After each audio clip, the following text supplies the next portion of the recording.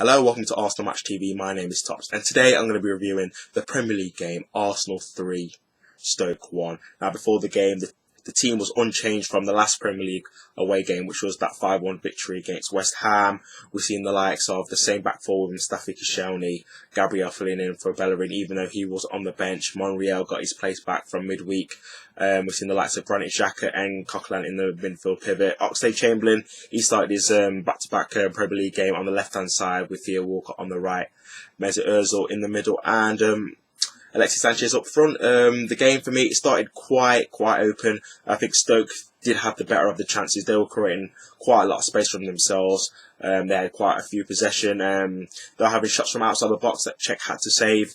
And they were having a nice spell, really. We were creating a few chances as well. It was kind of like an end-to-end football. And we've seen that quite a few times in the last couple of home games. We've seen it against Swansea. That was quite end-to-end. Bournemouth, that was quite an end-to-end kind of game as well. But the problem with that is, either team can score. And Stoke were having quite a few chances, maybe a few more chances for my liking, really, in the opening first half of the game. And things were going, relatively okay. They didn't score any of the chances, but Arsenal did have a major blow in the first 20 to 30 minutes of the game because Mustafi, their summer signing centre-back, he actually went down with an injury. It looks like it's going to be a hamstring injury, which means, he could be out to, 4 to 6 weeks with that if it's a severe one, so hopefully he's not out for too long. So yeah, he had to come off, and we actually seen the likes of Hector Bellerin come on earlier than anticipated, even though he was on the bench. He had to make a quick return. After being out for over a month, he went to right back and Gabriel to centre back. But that injury, it kind of did unsettle Arsenal, and it was kind of similar to the one where Debuchy had to go off in the last home game against Bournemouth, and it kind of gave the incentive to Bournemouth to try to push on, and it was kind of similar with this game, and that's how Joe Allen, he got fouled and the referee awarded the penalty. Now the challenge, it was for an elbow from Granit Xhaka on Joe Allen, and you could say it's a bit harsh. You're maybe not going to see too many penalties given for this in the Premier League this season, but you are risking giving away a penalty if you'll touch your arms or your elbows into another opponent's face, even if it's the slightest of contacts, which it was. But the referee deemed it to be a penalty, and he gave it, and Charlie Adam, he took the penalty and he scored it. So they checked the wrong way to make it 1-0 to Stoke City. And Arsenal, they hadn't really started the game too brightly. They conceded too many chances, like I said, for my liking to Stoke. And you couldn't say that Stoke did not deserve to be 1-0 in front at this stage. But the introduction of Hector Bellerin, like I said, it kind of helped Arsenal because they were having quite a lot of joy through that right-hand side. Hector Bellerin was getting to the byline, putting balls in the box, trying to hurt Stoke City. And, he did with the equaliser. Arsenal did actually get themselves back into the game right before half-time. It was actually a great bit of play from Alexis Sanchez, who I thought had another good game today. He played in Hector Bellerin, who was unmarked on the right side, like I said. He squared it across to the likes of Theo Walcott, who scored. And, it was a very good finish by Theo Walcott. His 10th goal of the season. Has already beat his total from last season already. And, I think it was his 100th goal as well. So, congrats to Theo. Very good finish. He actually just used the pace of the ball from Bellerin to guide it into the back of the net. The keeper had no chance to save it. And we could have made it 2-1 before the half-time whistle in stoppage time, because Alexis Sanchez, he had a chance where he turned and span, and he had a shot that just went over, and Oxlade-Chamberlain, he had a ball put into him, and he had a shot just that went over. But it was 1-1 at the break, and Arsenal, after they scored, they did look like they picked up a gear. But before then, it was kind of like the same old kind of home form that we've had in recent memory. Bournemouth, the start of that game when it was 1-1, it was kind of like a similar thing with that, and with the likes of Swansea and Middlesbrough as well. So to be in 1-1, it really gives Arsenal the impetus to try and perform better in the second half and try and get the victory.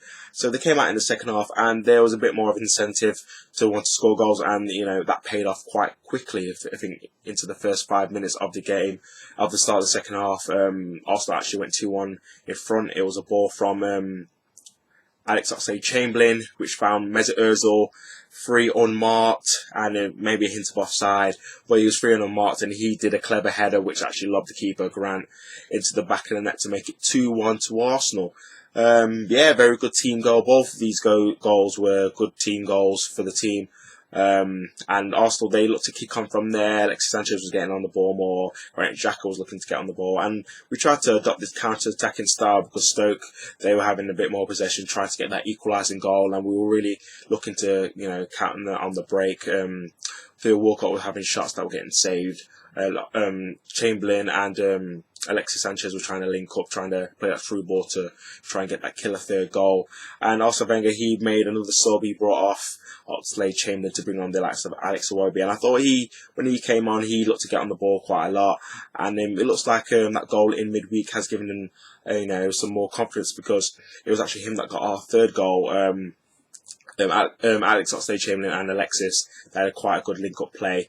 And Alexis, he dropped the shoulder and it looked like he was going to go through on goal himself, but he was fouled, and credit to the referee, he did let play continue and let the advantage roll. And Alex Iwobi, he got the ball instead of Alexis Sanchez, and he finished it with a plumb side foot finish into the bottom corner, keeper no chance. It was a very good finish by Alex Iwobi, and that's what sort of things I want to see from him more, him scoring more goals. And like I said, the goal in midweek looks like he's giving him a bit more confidence, and now he's scoring in back-to-back games, so that's always a plus for Alex Iwobi, a very good youngster. And yeah, it was 3-1. But before that third goal, I have to mention that Stoke did have a very good chance to make it 2-2. It was actually Peter Crouch that he came on for a sub, and straight away, like 10 seconds, because Stoke had a corner, he had a header that was smartly saved. It was very poor marking from Arsenal, and I do have to say, in this game, some of our defending, especially in the first half, wasn't the best. It's a free header really that was saved by Petr Cech, so that was a game-changing save really. We've seen a similar thing that happened in the Bournemouth game where he saved from another corner, and we then went on to get the third goal in that game, and same with this, we went on to get the third goal in this game as well. So kind of a carbon copy of the back-to-back home games really. 3-1 both victories, scoreline, 1-1 at the break, scored early in the second half, and we scored late on to seal the game. So yeah, I'm happy with that. Arsenal, they go top of the league until tomorrow, where Chelsea play and Liverpool play. So overall, it's good afternoon for the Gunners. The only small bad side about the game and the overall performance was obviously Mustafi going off injury. We don't know how long he's going to be out for. Hopefully it's not too long, because we have a tough run of fixtures coming up with the likes of Everton on Tuesday, Man City next Sunday. So the fixtures are coming thick and fast, so we really need our best players starting. So hopefully we can have good news on that. But yeah, that's it really. 3-1. Top of the league for now, so can't go much wrong with that. Thank you for watching my review. Please subscribe if you're not already. Just click that button for me. If you want to follow me on Twitter, it's Arsenal Match TV as well, and on my other account, Brandon Tops, DTOPPS as well, if you want to follow me on that account as well. So yeah, that's been my Arsenal vs Stoke review. I'm Tops. Come on, you Gunners.